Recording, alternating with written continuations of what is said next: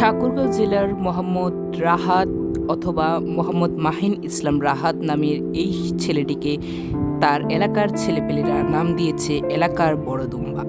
এখন রাহাত এলাকার বড় দুম্বা নামেই পরিচিত।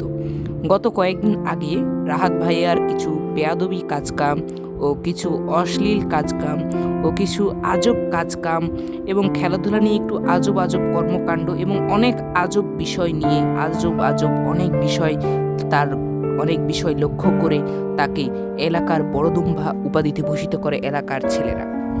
এলাকার ছেলেরা মনে করেন তাকে আগামীতে অনেক বড় কিছু করার জন্য আহ্বান করা যায়। এরপরে সবাই মিলে একদিন একত্র হয়ে বসে গল্প আলোচনা করে তাকে এলাকার বড় দুম্বা হিসেবে উপাধি দেওয়ার চিন্তাভাবনা করেন এবং সেই চিন্তাভাবনাকে গৃহীত করা হয়। এরপরে তারা আরও অনেক চিন্তাভাবনা করে এবং চিন্তাভাবনা করে সিদ্ধান্ত নেয় কীভাবে তাকে এলাকার বড় দুম্বা বানানো যায় এবং তারা চলাফেরা শুরু করে এলাকার বড় দুম্বা বানাতে। মুশির এলাহি তানজিম জাতীয় সংসদে এই বিষয়ে প্রস্তাব উত্থাপন করে এবং সেটি গৃহীত হয় ডক্টর শফিকুর রহমানের মাধ্যমে এবং এই বিষয়ে রেদওয়ান আবদুল্লাহ ভাইয়েরও মতামত রয়েছে।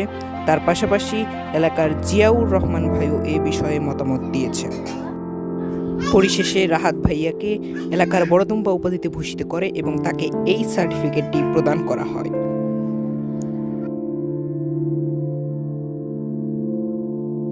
মোহাম্মদ তানভীর ইসলাম রকন, যমুনা নিউজ, ঠাকুরগাঁও।